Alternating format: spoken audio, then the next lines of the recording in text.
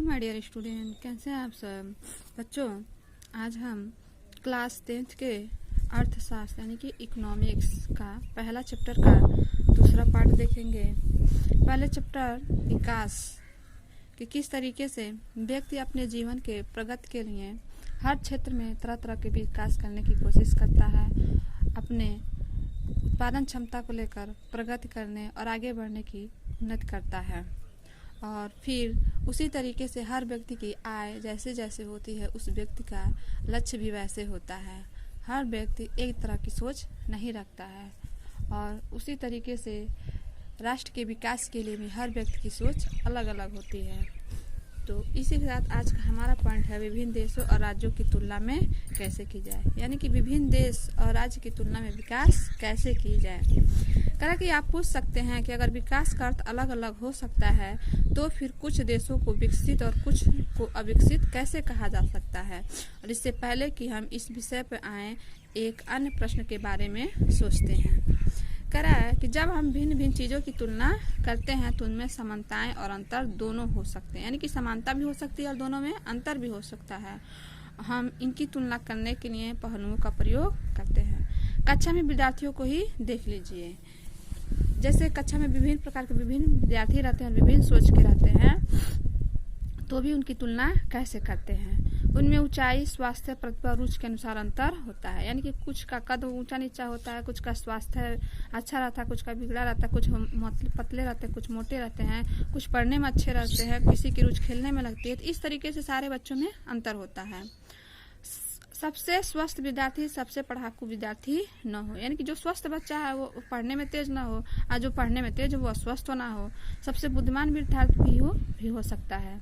मित्रता का व्यवहार न रखता हो, यानी कि वो सभी से मित्रता का व्यवहार न रखता है। तो हम विद्यार्थी की तुलना कैसे करते हैं। हम जो मापदंड प्रयोग करेंगे वह तुलना के उद्देश्य पर निर्भर करेगा। खेलकूद टीम, वाद विवाद टीम, संगीत टीम या पिकनिक के लिए टीम, सबके चयन के लिए अलग मापदंड होंगे। फिर भी अगर हमें किसी उद्देश्य से कक्षा के विद्यार्थी की सर्वांगीण प्रगति के बारे में मानक चाहिए तो हम उसे कैसे चुनेंगे। करा की सामान्यता हम विद्यार्थियों की एक या दो महत्वपूर्ण विशेषताएं लेकर उनके आधार पर तुलना करते हैं, यानी कि एक या दो महत्वपूर्ण जो इनकी विशेषताएं होती हैं उसके आधार पर हम तुलना करेंगे। तुलना के लिए क्या महत्वपूर्ण विशेषताएं चुनी जाए, इस पर मतभेद हो सकते हैं, यानी कि वह विशिष्ट चीजें क्या हो सकती हैं। विद्यार्थियों का मित्रतापूर्ण व्यवहार भी हो सकता है, सहयोग की भावना भी हो सकता है, उनकी रचनात्मक या उनके द्वारा प्राप्त अंक भी हो सकता है। यही बात विकास पर भी लागू होती है। देशों की तुलना करने के लिए उनकी आय सबसे महत्वपूर्ण विशिष्टता समझी जाती है, यानी कि उस देश के हर व्यक्ति की आय कितनी है यह सबसे महत्वपूर्ण होती है। और जिन देशों की आय अधिक है उन्हें कम आय वाले देशों से अधिक विकसित समझा जाता है। यह इस समझ पर आधारित है कि अधिक आय का अर्थ है मानवीय आवश्यकताओं की सभी वस्तुओं की अधिक होना, यानी कि जहाँ पे अधिक आय है वहाँ पे जो मानव व्यक्तियों की आवश्यकता है वहाँ पे सभी वस्तु और व्यक्तियों की आय अधिक है। और जो भी लोगों को पसंद है और जो उनके पास होना चाहिए वे सभी वस्तुओं को अधिक आय के द्वारा वह प्राप्त कर सकते हैं। अर्थात जिनके पास पर्याप्त रूप से आय है, मनी है, धन है, तो वो अपने पर्याप्त रूप से अपनी वस्तुओं को खरीद सकते हैं और उसका उत्पादन भी कर सकते हैं। इसलिए ज्यादा आय अपने आप में एक महत्वपूर्ण लक्ष्य समझा जाता है। फिर करा कि अब एक देश की आय क्या है। अंतर्दृष्टि से किसी देश की आय उस देश की सभी निवासियों की आय है और इससे हमें देश की कुल आय ज्ञात होती है। लेकिन देशों के बीच तुलना करने के लिए कुल आय इतना उपयुक्त माप नहीं है, यानी कि देश की अगर बीच तुलना की जाए तो उनकी आय उपयुक्त माप नहीं है, क्योंकि देशों की जनसंख्या अलग अलग होती है। हर देश की जनसंख्या अलग अलग होती है। कुल आय की तुलना करने से हमें ज्ञात नहीं होगा कि औसत व्यक्ति क्या कमा सकता है। क्या एक देश के लोग दूसरे देश के लोगों से बेहतर हैं, इसलिए हम औसत आय की तुलना करते हैं जो कि देश की कुल आय, यानी कि देश की कुल आय, उस देश की कुल आय क्या है उस देश की कुल जनसंख्या से भाग दे करके निकाली जाती है। और औसत आय को प्रति व्यक्ति आय भी कहा जाता है। फिर करा कि विश्व बैंक की विश्व विकास रिपोर्ट के अनुसार देशों का वर्गीकरण करने में इस मापदंड का प्रयोग किया गया है। वे देश जिनकी 2017 में प्रति व्यक्ति आय यूएस ने 12,056 प्रति वर्ष का या उससे अधिक है और उससे समृद्ध देश, और वे देश जिनकी प्रति व्यक्ति आय यूएस से 995 प्रति वर्ष या उससे कम है, उन्हें निम्न आय वाला देश कहा जाता है। कि जो सबसे ज्यादा है उसे सबसे ज्यादा आय वाला देश होता है, और जो सबसे कम है उसे निम्न आय वाला देश कहा जाता है। भारत मध्य आय वर्ग के देशों में आता है, यानी कि ना निम्न है और ना ही उच्च है, वह बीच का है, क्योंकि उसकी प्रति व्यक्ति आय 2017 में केवल यूएस से 1820 प्रति वर्ष है। समृद्ध देशों में, जिनमें मध्य पूर्व देशों और कुछ अन्य देशों की शामिल नहीं है, तो आमतौर पर विकसित देश कहा जाता है। इस तरीके से आय और अन्य मापदंड करा कि जब हमने व्यक्तिगत आकांक्षाओं और लक्ष्यों को देखा तो पाया कि लोग केवल बेहतर आय के बारे में नहीं सोचते, बल्कि वे अपनी सुरक्षा, दूसरों से आदर और सम्मान का व्यवहार पाना और आजादी त्याग जैसे लक्ष्यों के बारे में भी सोचते हैं। यानी कि प्रति व्यक्ति की आकांक्षाएं और लक्ष्यों को देखा जाए कि उनकी इच्छाएं क्या हैं, उनकी क्या क्या उम्मीदें हैं, उनके लक्ष्य क्या हैं, उनका उद्देश्य क्या है। ये लोगों को बेहतर आय के बारे में नहीं सोचते हैं। वो जहाँ भी जाते हैं सबसे पहले अपनी सुरक्षा, दूसरों से आदर पाना, सम्मान पाना, फिर समानता का व्यवहार, ये सारी चीजें वो सोचते हैं। और ये विशेषताएं क्या हो सकती हैं, क्या इसका निरीक्षण हम एक उदाहरण के द्वारा करते हैं। करा कि तालिका 1.3 हरियाणा, केरल और बिहार की प्रति व्यक्ति आय दर्शाती है। यानी कि यह चित्र ये राज्य के नाम है और 2015-16 के प्रति व्यक्ति की आय रुपए में दिया गया। ये प्रति व्यक्ति की आय है। हरियाणा का सबसे ज्यादा है, बिहार का सबसे कम है।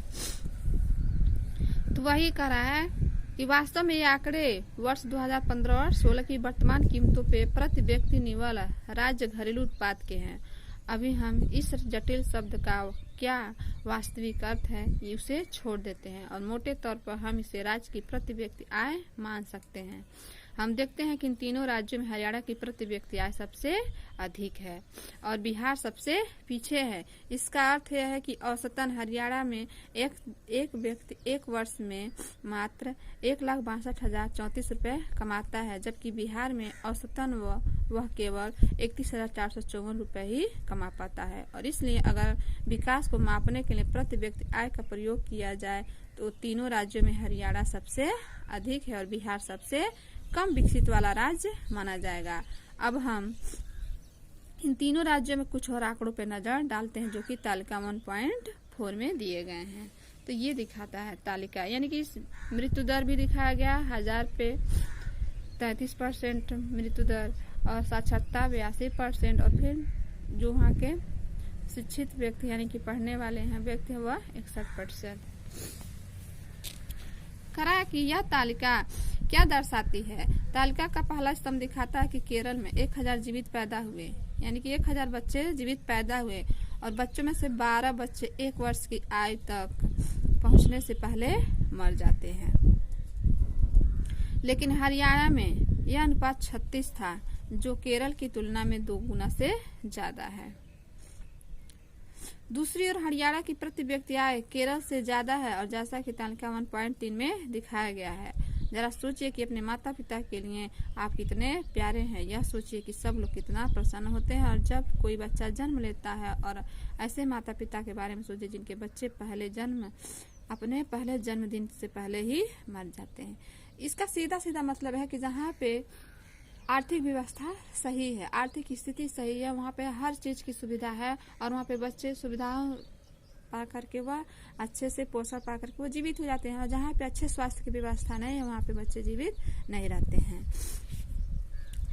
तो इस तरीके से वर्ष 2016 में तो हम बहुत पुराने समय की बात नहीं कर रहे हैं। ये हमारी स्वतंत्रता के 70 वर्ष के बात है, जब हमारे देश के बड़े शहर ऊंची ऊंची इमारतों और खरीदारियों के लिए शॉपिंग मॉल से भरे हुए हैं। समस्या शिशु मृत्यु दर पर समाप्त नहीं हो जाती। तालिका का अंतिम स्तंभ दिखाता है कि बिहार के लगभग आधे बच्चे कक्षा 8वीं के बाद स्कूल नहीं जा रहे हैं। अर्थात यदि आप बिहार के किसी स्कूल में पढ़ते होते तो आपकी प्रारंभिक कक्षा के लगभग आधे से अधिक बच्चे गायब होते और जिन बच्चों को स्कूल में होना चाहिए था वे वहाँ नहीं होते। अगर ये आपके साथ होता तो आप भी यह सब न पढ़ पाते जो पढ़ रहे हैं। कहने का मतलब यह है कि जहाँ पे अच्छे शिक्षा की आवश्यकता है, जहाँ पे अच्छे शिक्षा की आवश्यकता है वहाँ पे बच्चे नहीं पढ़ पा रहे हैं, जहाँ पे व्यवस्था है वहाँ पे पढ़ ले रहे हैं। फिर आता है सार्वजनिक सुविधाएं। सार्वजनिक सुविधा का सीधे सीधे मतलब है कि जहाँ पे सार्वजनिक सुविधाएं हैं वहाँ के व्यक्ति यानी कि उस राज्य के व्यक्ति अच्छा खासा उस व्यवस्था का लाभ उठाते हैं। और जहाँ पे सार्वजनिक व्यवस्था नहीं है, जैसे अच्छे स्वास्थ्य केंद्र, अच्छे विद्यालय, अच्छे मॉल, अच्छे हर एक चीज का, तो वहाँ पे सुविधा है। और जहाँ के जिस देश के औसतन आयु बिल्कुल कम हो वहाँ पे सार्वजनिक सुविधाएं बहुत ही कम है। तो इस तरीके से वहाँ पे जो भी चीज़ें हैं वहाँ के बच्चे आसानी से पढ़ लिख पाते हैं। अगर अच्छे अच्छे विद्यालय हैं, अच्छे स्वास्थ्य केंद्र है तो वहाँ के व्यक्ति स्वस्थ रहते हैं। जहाँ पे सार्वजनिक सुविधाएं उपलब्ध नहीं है वहाँ पे बच्चे नहीं पढ़ पाते हैं। तो इस तरीके से यह हमारा सार्वजनिक सुविधा है। और इसी के साथ हमारा यह दूसरा पार्ट यहीं पे समाप्त होता है। तीसरे पार्ट में हम नेक्स्ट पार्ट में देखेंगे।